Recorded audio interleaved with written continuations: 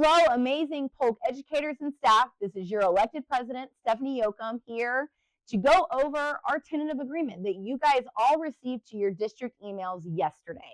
So right now we're in the period of review where you guys can ask questions, talk to your building stewards, you can call the office, talk to your bargaining team members that are at your work sites about the tentative agreement that is before you all, that you will be voting on next week. And so the first thing, the money, is 2% for everyone. And all means all. So from our brand new 0-year experience teacher, support staff, all the way to our veteran educator or staff, everybody is receiving 2%. And while 2% is not great, I'm going to be honest, it's not great. Nobody's happy with 2%. But this is the situation that our state legislature has put our districts in. And we got to remember where we started from and what we fought for.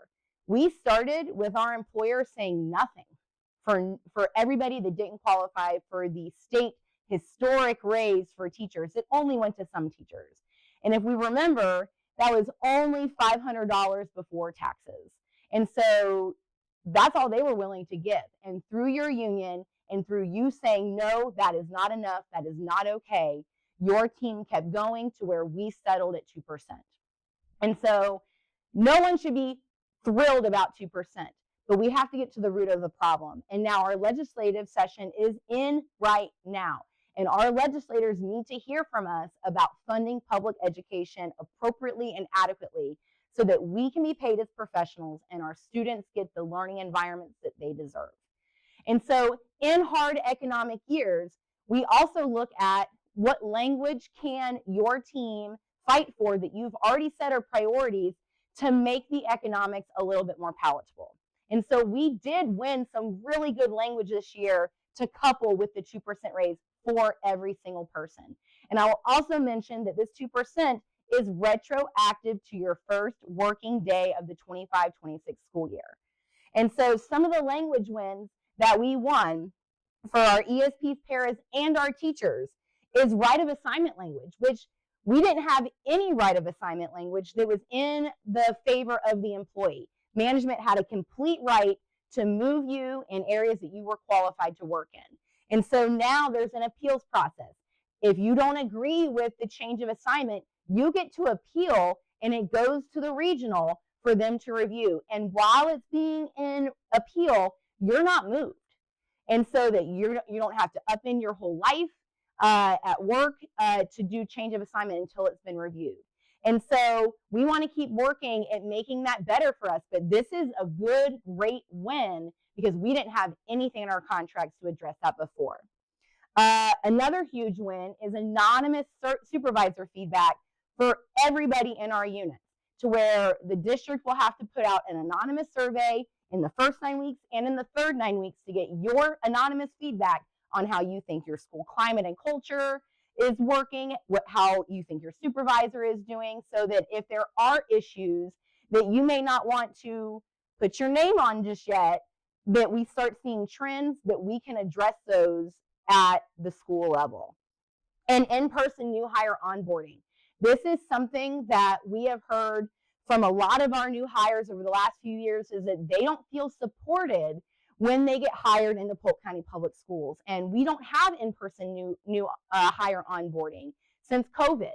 And for support staff, we almost never had it. And so this helps us support teachers and staff that are coming into Polk County schools so that they're supported and can be successful in their job.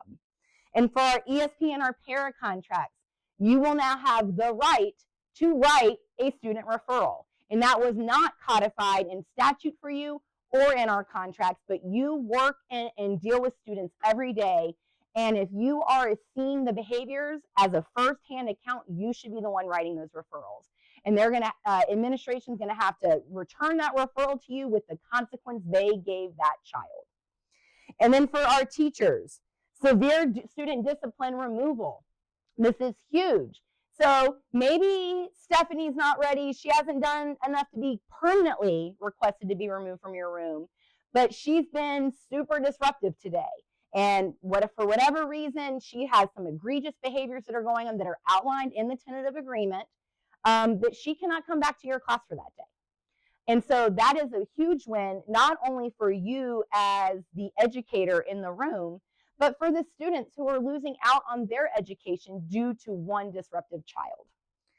And then no journey observations for the first 5 student contact days. So we want administrators to be walking into our rooms those first weeks of school, developing rapport with the students so that students know that they have supportive administrators on campus as well. But administrators will no longer be able to give you an official journey observation within those first 5 student contact days upon ratification of this contract. And then PLC in-service points. Every teacher that has a Florida certification has to recertify every 5 years. And so you get PLC in-service points through the PLCs that you attend. But some schools don't award any, some schools award them, and then there's all these in-betweens. Now, schools will have to award in-service points within 30 days of the end of a semester so that you don't end up in a bind in the year before you're trying to recertify. And so with these language changes coupled with the 2%, your bargaining team is recommending a yes vote on this contract. And we roll right into open book, guys. So, we had our ESE task force that convened last year and through the summer that gave recommendations on caseload caps and working conditions. We are going to be looking at class size and caseload caps holistically for our contracts, and that will all be brought up in open book because guess what?